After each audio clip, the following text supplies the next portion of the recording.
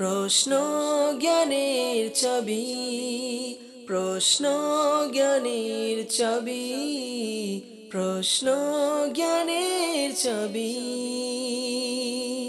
আলহামদুলিল্লাহি রাব্বিল আলামিন ওয়াসসালাতু ওয়াসসালামু আলা সাইয়্যিদিল মুরসালিন, আম্মা বা'দ, ফাআউযু বিল্লাহি মিনাশ শাইতানির রাজীম। বিসমিল্লাহির রহমানির রহিম। আসসালাতু ওয়াসসালামু আলাইকা ইয়া রাসূলুল্লাহ ওয়া আলা আলিকা ওয়া আসহাবিকা ইয়া হাবিবাল্লাহ। আসসালাতু ওয়াসসালামু আলাইকা ইয়া নবিয়াল্লাহ ওয়া আলা আলিকা ওয়া আসহাবিকা ইয়া নূরাল্লাহ। মাদানী চ্যানেলের দর্শকবৃন্দ, অনুষ্ঠান প্রশ্ন জ্ঞানের চাবি, এই অনুষ্ঠানে আপনাদেরকে স্বাগতম। আসুন ভালো ভালো নিয়ত সহকারে আমরা এই অনুষ্ঠান দেখার প্রস্তুতি গ্রহণ করি। তাবারানী শরীফের হাদিসে পাক নবী পাক সাল্লাল্লাহু তাআলা আলাইহি ওয়া আলিহি ওয়াসাল্লাম ইরশাদ করেন, তোমরা যেখানেই থাকো আমার উপর দুরুদে পাক পড়ো, কেননা তোমাদের দুরুদ আমার নিকট পৌঁছে থাকে। সাল্লু আলাল হাবিব সাল্লাল্লাহু তাআলা আলা মুহাম্মদ সাল্লাল্লাহু আলাইহি ওয়াসাল্লাম। মাদানী চ্যানেলের দর্শকবৃন্দ, অনুষ্ঠান প্রশ্ন জ্ঞানের চাবি আপনাদের প্রশ্নের মাধ্যমে সাজানো হয়েছে। ইনশা আল্লাহুল করিম আপনারা অবশ্যই আমাদেরকে প্রশ্ন করুন, ইনশা আল্লাহুল করিম। পূর্বের ন্যায় আজকেও দারুল ইফতা আহলে সুন্নাতের মুফতি শফিক আত্তারি মাদানী দামাত বরকাতুমুল আলিয়া আমাদের সাথে রয়েছেন। তিনি আমাদেরকে বিভিন্ন প্রশ্নের উত্তর প্রদান করবেন। টিভি স্ক্রিনে নাম্বার দেখানো হচ্ছে, অবশ্যই আপনারা আমাদেরকে প্রশ্ন রেকর্ড করিয়ে দিন। ইসলামী বোনেরা আমাদেরকে কল করবেন না, তবে SMS এর মাধ্যমে বা হোয়াটসঅ্যাপে কমেন্টসের মাধ্যমে আপনারা আমাদেরকে প্রশ্ন করতে পারবেন। ইনশা আল্লাহ পরবর্তী পর্বে আমরা আপনাদের বিভিন্ন প্রশ্ন অনুষ্ঠানে সামিল করব। যাব আপনাদের প্রশ্নের দিকে, দেখি কোন ইসলামী ভাই কোথায় থেকে শরীয়তের কোন বিধান জানার জন্য আমাদেরকে প্রশ্ন করেছেন। জি, প্রশ্ন চালিয়ে দিন। আসসালামু আলাইকুম রহমতুল্লাহ। ওয়ালাইকুম আসসালাম রহমতুল্লাহি ওয়া বারাকাতুহু। আমার নাম রাহাত আত্তারি। হুজুরের কাছে একটি প্রশ্ন, কেউ যদি কোরআন পড়ে, আমি যদি সেই পড়া শুনি, তাহলে কি একই নেকি পাবো? জি, মুফতি সাহেব কি বলবেন? একজন তিলাওয়াত করলো, সবাই শুনলো, তো সবাই কি একই সওয়াব পাবে কিনা একটু বিস্তারিত বলুন। কুরআন পড়া এটাও সওয়াবের কাজ, কুরআন শোনা এটাও সওয়াবের কাজ। যিনি পাঠ করছেন আর যদি তিনি দেখে পড়ে থাকেন, এটা আরও বেশি সওয়াবের কাজ। যে পড়ার জন্য সওয়াব, দেখার জন্য সওয়াব। আচ্ছা, শুনছেন তো তিনি শোনার জন্য সওয়াব। আর কুরআনকে যেহেতু শোনা, যেখানে মানুষ শোনার জন্য যে মজলিসে মেহফিলের মধ্যে, তো এটা ফরজ, অর্থাৎ শোনাটা ফরজ। তো যিনি শুনছেন তিনি ফরজের উপরে আমল করছেন। তো ফরজের উপর আমল যিনি করছেন, ওনার সওয়াব অতিরিক্ত যে পড়া সুন্নাত, মুস্তাহাব, এই সমস্ত বিষয়ে। আর শ্রবণ করা এটা ফরজ, শোনা কি এটা ফরজ। তো শ্রবণকারী অধিক বেশি সওয়াব পাবেন। এটার উদ্দেশ্য এটা নয় যে আমরা কেউ পড়ব না, শুধুমাত্র যারা পড়ছেন শুনব। এটাও হওয়া উচিত যে আমরা অন্য কোনো জায়গায় তেলাওয়াত হচ্ছে, সূরা মুলক পড়া হচ্ছে, তো আপনি শুনলে আপনি সওয়াব পাবেন, আর অধিক সওয়াব পাবেন ইনশাআল্লাহ। কিন্তু কুরআনে মাজিদ ফুরকানে হামিদের তিলাওয়াতেরও আমাদের অভ্যাস করা উচিত। আমাদের অভ্যাসসমূহের মধ্যে থাকবে যে কোরআন শরীফ আমরা পড়ব, কোরআনে পাকের তিলাওয়াত আমরা করব। তো যেখানে আপনি কোরআন শুনবেন, ইনশাআল্লাহ কোরআন শোনারও সওয়াব আপনি পাবেন, আর যেখানে পড়বেন সেখানে পড়ারও সওয়াব। আর তার প্রত্যেকটি হরফের বিনিময়ে সেই নেকি রয়েছে, একটি নয় বরং 10-10টি করে নেকি তার জন্য দান করা হয়। আর বিভিন্ন সূরা রয়েছে, তার মধ্যে তো আরও বেশি সওয়াব রয়েছে। সূরা ইখলাস 3 বার পড়লে আল্লাহ পরিপূর্ণ কোরআন পাঠের সওয়াব দান করেন। সূরা ইয়াসিনকে একবার পড়ুন, 10 বার কোরআন পাঠের সওয়াব আল্লাহ দান করেন। তো সারসংক্ষেপ হলো, পড়াটাও সওয়াবের কাজ, শোনাও সওয়াবের কাজ। শ্রবণকারী অধিক বেশি সওয়াব পেয়ে থাকেন যখন তিনি শর্ত অনুযায়ী একেবারে চুপিসারে আদব সম্মানের সাথে কোরআন শ্রবণ করেন।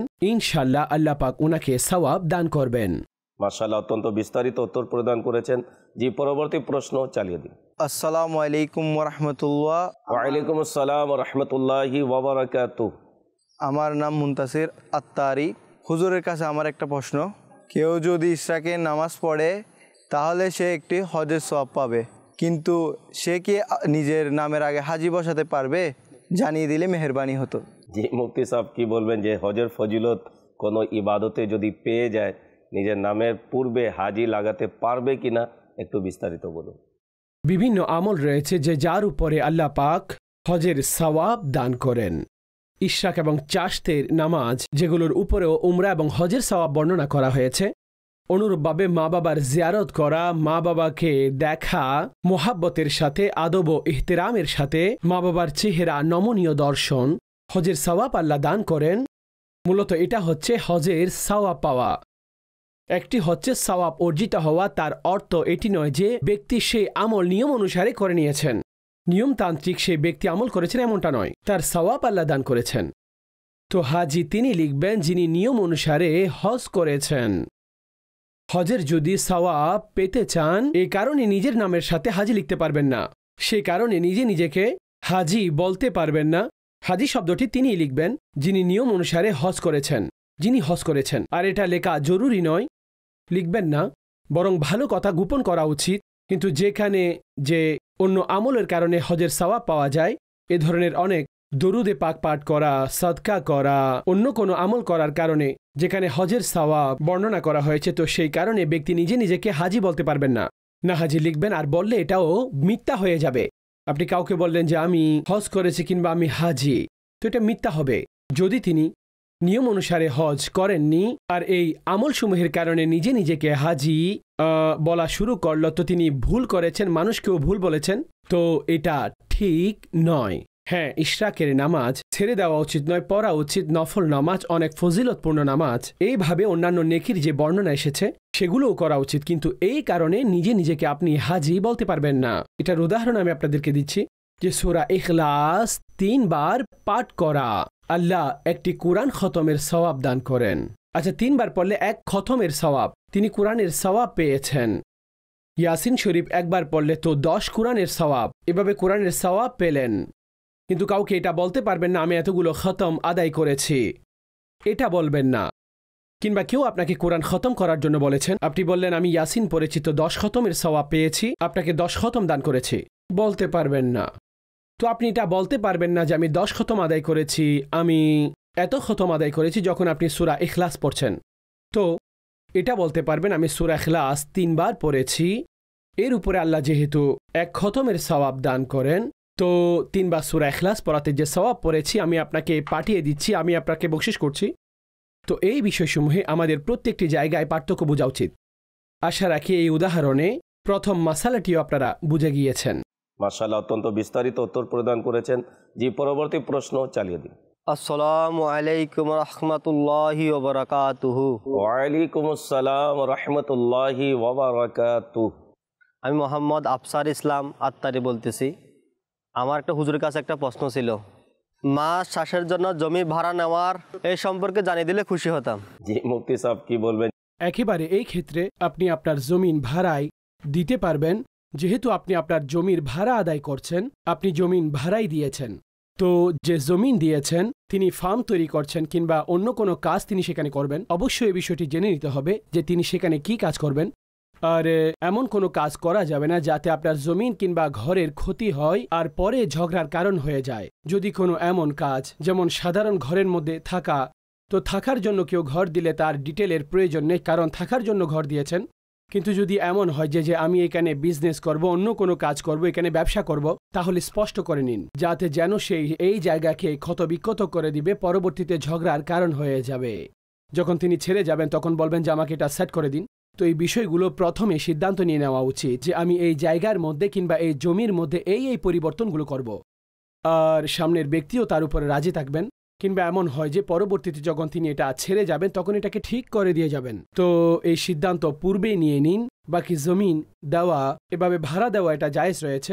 সময়কাল নির্ধারিত হওয়া উচিত, ভাড়া নির্ধারিত হওয়া উচিত, এতে কোনো ধরনের কোনো সন্দেহ থাকা উচিত নয়। জি, পরবর্তী প্রশ্ন চালিয়ে দিন। আসসালামু আলাইকুম। ওয়ালাইকুম আসসালাম রহমতুল্লাহি ওয়া বারাকাতুহু। আমার নাম মোহাম্মদ শাহেদ আত্তারি। হুজুরের কাছে আমার একটা প্রশ্ন, সদকাতুল ফিতর কাদের উপর ওয়াজিব? ফিতরা দেওয়ার কোনো নির্ধারিত সময় আছে কিনা জানিয়ে দিলে মেহেরবানি হতো। জি মুফতি সাহেব, ফিতরা সম্পর্কে একটু বিস্তারিত বলুন।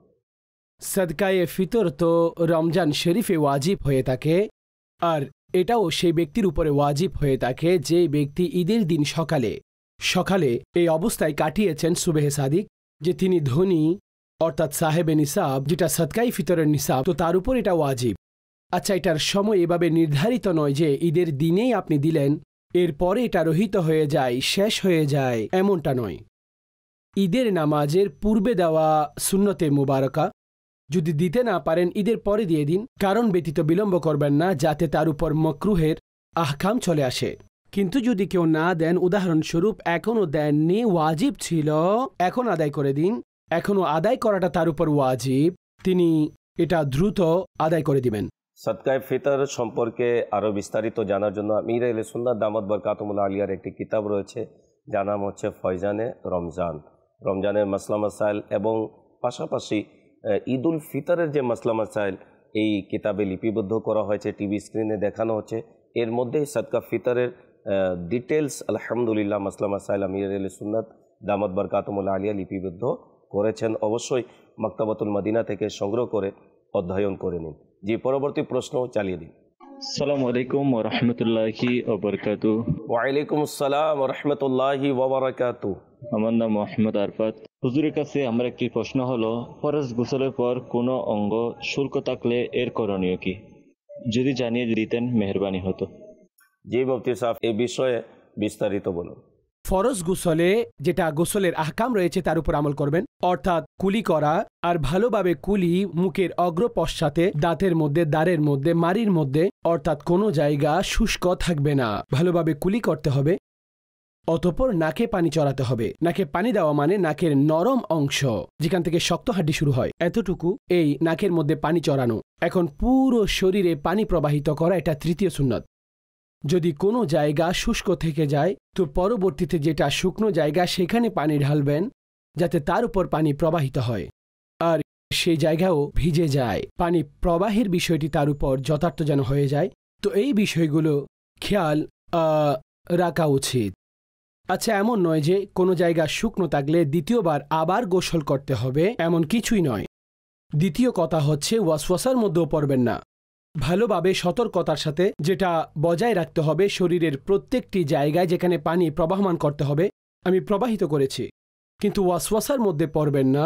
এমন যেন না হয় যে এই অংশ থেকে গেছে তো এই অংশ থেকে গেছে, নিজে নিজেকে ওয়াসওয়াসার মধ্যে ফেলে দিবেন না। এই বিষয়গুলো খেয়াল রাখতে হবে। আর যে ওয়াসওয়াসা চলে আসে তো তখন সেটা পবিত্রতা অর্জন মূলত করতেই পারবেন না, তিনি সন্দেহের মধ্যে পড়ে থাকেন আর অনেক বিলম্বের সাথে পানি ঢালতে থাকেন। তো এমন ওয়াসওয়াসা থেকে নিজে নিজেকে বাঁচাতে হবে। অত্যন্ত সুন্দরভাবে মুফতি সাহেব বুঝিয়ে উত্তর প্রদান করেছেন। আমির আহলে সুন্নাত দামাত বরকাতুহুল্লাহ আলিয়ার অত্যন্ত মূল্যবান একটি কিতাব, যার নাম হচ্ছে নামাজের আহকাম। এই নামাজের আহকামের একটি অধ্যায় হচ্ছে গোসলের পদ্ধতি। এই গোসলের পদ্ধতি বিস্তারিত আমির আহলে সুন্নাত দামাত বরকাতুহুল্লাহ আলিয়া ইসলামী ভাই, ইসলামী বোনদের গোসলের পদ্ধতি সম্পর্কে মাসলা মাসাইল লিখেছেন। অবশ্যই এটি অধ্যয়ন করুন। মাদানী চ্যানেলের দর্শকবৃন্দ, আপনারা দেখছেন অনুষ্ঠান প্রশ্ন জ্ঞানের চাবি। অনেকে আমাদেরকে প্রশ্ন করেছেন, হয়তোবা অনেকে প্রস্তুতি নিচ্ছেন। অবশ্যই আপনারা আমাদেরকে প্রশ্ন করুন এবং প্রশ্ন রেকর্ড করিয়ে দিন। ইনশা আল্লাহুল করিম দারুল ইফতা আহলে সুন্নাতে মুফতি শফিক আত্তারি মাদানী দামাত বরকাতুহুল্লাহ আলিয়া তিনি উত্তর প্রদান করছেন। পরবর্তী অনুষ্ঠানে আমরা আপনাদের প্রশ্ন শামিল করার চেষ্টা করব। কয়েকটি হাতে প্রশ্ন রয়েছে, আমরা প্রশ্ন শুনব, এরপরে ইনশাআল্লাহুল করিম মুফতি সাহেব থেকে উত্তর নিব, তারপরে বিদায় নিব। যে প্রশ্ন চালিয়ে দিন। আসসালামু আলাইকুম ওয়া রাহমাতুল্লাহি ওয়া বারাকাতুহু। ওয়া আলাইকুম আসসালাম ওয়া রাহমাতুল্লাহি ওয়া বারাকাতুহু। আমার নাম সিরাজুল ইসলাম। হুজুরের কাছে আমার একটি প্রশ্ন, ব্যবহৃত পানি কাকে বলে? ব্যবহৃত পানি দিয়ে নাপাক ছাড়া অন্য কাজে ব্যবহার করা যাবে কি? এ সম্পর্কে জানিয়ে দিলে অনেক মেহেরবানি হতো। জি মুফতি সাহেব, কি বলবেন এই বিষয়ে একটু বিস্তারিত বলুন। ব্যবহৃত পানির শরীরে একটি সংজ্ঞা রয়েছে। কোনো উযুবিহীন ব্যক্তি কোনো পানির মধ্যে, পাত্রের মধ্যে, বালতির মধ্যে কিংবা টপের মধ্যে হাত দিল, তো তিনি উযুবিহীন ছিলেন, এই পানি ব্যবহৃত হয়ে গেছে।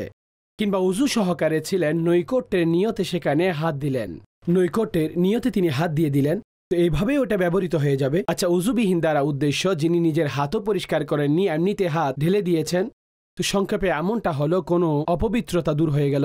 কিংবা নৈকট্যের নিয়তে ব্যবহৃত পানি এটা মায়ে মুস্তামেল হয়ে যাবে, কিন্তু ব্যবহৃত পানি না পাক হয় না, পাক হয়ে থাকে। বাস আপনি এতে উযু করতে পারবেন না, আর এটাকে অন্য কোনো কাজে ব্যবহার করা, কাপড় ধোয়ার কাজে ব্যবহার করা একেবারে আপনি করতে পারেন। আপনি ইস্তিনজার জন্য ব্যবহার করলেন, আপনি ওয়াশরুমে ব্যবহার করলেন, করতে পারবেন। এটা নাপাক হয়নি। নাপাক সেই সময় হবে যখন তার মধ্যে কোনো নাপাকি প্রবেশ করবে। যখন তার মধ্যে কোনো নাপাকি যাবে তখন নাপাকির আহকাম আসবে। না হয় এটা পাক, কেননা এটা ব্যবহৃত হয়ে গেছে, এই জন্য উজু কিংবা গোসলে এগুলো ব্যবহার করতে পারবেন না। বাকি যে কোনো কাজে আপনি ব্যবহার করতে পারবেন। আচ্ছা, এই পানিকে, ব্যবহৃত পানিকে কাজে ব্যবহার করার পদ্ধতি হলো এটা। হয়তো এই পানি টপের মধ্যে আছে কিন্তু ব্যবহৃত পানি, তো নল চালিয়ে দিন, এটা প্রবাহিত করুন। যখন এটা প্রবাহমান হতে থাকবে, চলতে শুরু করবে, তখন আপনার বালতিতে যে পানি রয়েছে সেগুলো আপনার ব্যবহারের উপযোগী হয়ে যাবে। আপনি এগুলো দ্বারা উজুও করতে পারবেন আর গোসলও করতে পারবেন। দ্বিতীয় পদ্ধতি হচ্ছে যে যতটুকু ব্যবহৃত পানি রয়েছে এর চেয়েও বেশি অব্যবহৃত পানি তাতে অন্তর্ভুক্ত করে নিন, অর্থাৎ যাতে কোনো হাত ইত্যাদি প্রবেশ করানো হয়নি সেই পানি সেখানে ঢেলে দিন, উভয় মিশ্রিত করুন। তো অব্যবহৃত যখন অধিকাংশ হয়ে যাবে, তো এইভাবেও এই পানিও আপনি যে উজু এবং গোসলের মধ্যে কাজে আসতে পারে। আর এখান থেকে এটাও আমরা জানতে পারলাম যে যখন আপনার উজু নেই এবং হাত ধৌত করা নেই আর আপনাকে উজু করতে হবে টপের মধ্যে, বালতির মধ্যে, তো শুরু থেকে মগের মাধ্যমে পানি বের করে নিজের হাত ধৌত করুন। আপন হাত ধুয়ে নিন। এখন যদি আপনি ব্যবহারও করে থাকেন, পানি দিচ্ছেন হাতের মধ্যে, তখন সেটা ব্যবহৃত বলা যাবে না, কিন্তু ধৌত করা ছাড়া এমনিতে হাত ডুবিয়ে দিলেন, তো এইভাবে এটা ব্যবহৃত হয়ে যায় আর তখন সেটা উজু এবং গোসলের যোগ্যতা হারায়। জি, পরবর্তী প্রশ্ন চালিয়ে দিন। আসসালামু আলাইকুম রহমতুল্লাহি ওবরাকাতু। ওয়ালাইকুম আসসালাম ওয়া রাহমাতুল্লাহি ওয়া বারাকাতু। আমি মোহাম্মদ আবু সালাত আত্তারি বলতেছি। হুজুরের কাছে আমার একটি প্রশ্ন রয়েছে, শরীর নাফাক থাকা অবস্থায় রান্নাবান্না করা কি নিষেধ নাকি করা যাবে? এ সম্পর্কে জানিয়ে দিলে অনেক মেহেরবানি হতো। কি বলবেন এ বিষয়ে একটু বিস্তারিত বলুন। খাবার তৈরিকারক কিংবা তৈরিকারিনী যদি নাপাক থাকেন, অর্থাৎ গোসল করা তাদের উপর ফরজ থাকে, তো খাবার যেটা বানিয়েছেন সেটা পাকই থাকবে। এই অবস্থায় খাবার খাওয়ার বানানো কোনো অসুবিধা নেই। হ্যাঁ, এটা জরুরি যার উপর গোসল ফরজ হয়েছে সে যেন তাড়াতাড়ি গোসল করে নেন। এতটুকু বিলম্ব করবেন না যাতে এক ওয়াক্ত নামাজের সময় চলে যায়, তার নামাজই কাজা হয়ে যাবে, তো তিনি গুনাহগার হবেন। এতটা বিলম্ব করবেন না। আর এমন ঘরে রহমতের ফেরেশতা প্রবেশ করেন না, এমন ঘরে রহমতের ফেরেশতা তারা প্রবেশ করেন না। তো এই বিষয়গুলো খেয়াল রাখতে হবে। গোসল যখন ফরজ হয়, রাতের সময় হলে আপনি সুবহে সাদিকের সময় গোসল করে নিন, এতটুকু তো সময় মজুদ রয়েছে, কিন্তু এমনটা করবেন না যে নামাজই কাজা হয়ে যাবে, এটা শরীয়তে অনুমতি নেই। হ্যাঁ, যদিও বা কেউ এই অবস্থায় কোনো খাবার তৈরি করেন, খেলেন, পান করলেন, তো এটা বলবেন না যে গোসল করেননি, কিংবা শরীর নাপাক হলে তিনি সবকিছু নাপাক হয়ে গেল যা কিছু তৈরি করেছেন, তো এটা একেবারে ভুল। এটা সাধারণের মধ্যে প্রসিদ্ধ হতে পারে, শরীয়তের সাথে এই মাসালার সাথে কোনো সম্পর্ক নেই। তিনি খাবার তৈরিও করতে পারবেন আর তার খাবার খেতেও পারবেন, আর অন্যরাও তার খাবার খেতে পারবেন, কোনো অসুবিধা নেই। জি, পরবর্তী প্রশ্ন চালিয়ে দিন। আসসালামু আলাইকুম রহমতুল্লাহ। ওয়ালাইকুম আসসালাম ওয়া রাহমাতুল্লাহি ওয়া বারাকাতু। আমার নাম ইকরামুল হক। হুজুরের কাছে আমার একটা প্রশ্ন, গোসল ফরজ থাকা অবস্থায় সেজদায় শুকর বা এমনিতে সেজদা আদায় করা যাবে কি? এ সম্পর্কে জানিয়ে দিলে অনেক মেহেরবানি হতো। কি বলবেন এ বিষয়ে একটু বিস্তারিত বলুন। শুকরিয়ার সিজদা এটা ইবাদত, আর তার জন্য পবিত্রতা, এই ধরনের সমস্ত আহকাম তার জন্য আবশ্যিক হয়ে যায়। উজু সহকারে থাকবেন, কিবলার দিকে ফিরবেন, অর্থাৎ গোসল যদি ফরজ হয় তাহলে সিজদা তো করতে পারবেন না। এক্ষেত্রে উজু না থাকলে তখনও সিজদায়ে শুকর আদায় করতে পারবেন না, তখনও সিজদায়ে শুকর করতে পারবেন না যদি উজু না থাকে। তো গোসল ফরজ হলে গোসলের ফরজ আদায় করে নিন, আর উজু ছাড়া থাকলে তখন উজু করা তার উপর ফরজ। ফরজ উজু করে তখন তিনি সিজদায়ে শুকর আদায় করবেন। উজু ব্যতীত সিজদায়ে শুকর আদায় করা এটাও জায়েজ হবে না। সিজদায়ে শুকরও এটাও নামাজের মতো, এটাও একটি ইবাদত। এটার জন্য ক্যাবলামুখী হওয়া আর কাপড়ও পরিষ্কার থাকা, যেখানে সিজদা করছেন সেই জায়গাও পাক হতে হবে, আর উজু সহকারে থাকা, এই সব কিছু তার শর্তের মধ্যে রয়েছে। মাদানী চ্যানেলের দর্শকবৃন্দ, আশা রাখি এই অনুষ্ঠানের মাধ্যমে শরীয়তের অনেক বিধিবিধান শেখার আমরা সৌভাগ্য অর্জন করছি। বিশেষ করে ওই সকল ইসলামী ভাইয়েরা যারা আমাদেরকে কল করেছেন, কল করে নিজের প্রশ্ন রেকর্ড করিয়ে দিয়েছেন। আল্লাহ তাআলা সবাইকে ভালো সুস্থ রাখুক। সম্ভব যদি হয় অনুষ্ঠানের পরেও আপনারা আমাদেরকে প্রশ্ন করতে পারবেন। কল সেন্টারের ইসলামী ভাইরা আপনাদের কল রেকর্ড করবে। আল্লাহ তাবারাক ওয়া তাআলা আমাদের সকলকে শরীয়তের বিধিবিধান অনুযায়ী জীবন অতিবাহিত করার তৌফিক দান করুন। বিদায় নিচ্ছি। ভালো থাকুন, সুস্থ থাকুন, মাদানী চ্যানেলের সাথেই থাকুন। সাল্লু আলাল হাবিব সাল্লাল্লাহু তাআলা আলা মুহাম্মদ সাল্লাল্লাহু আলাইহি ওয়াসাল্লাম। প্রশ্ন জ্ঞানের চাবি, প্রশ্ন জ্ঞানের চাবি, প্রশ্ন জ্ঞানের চাবি।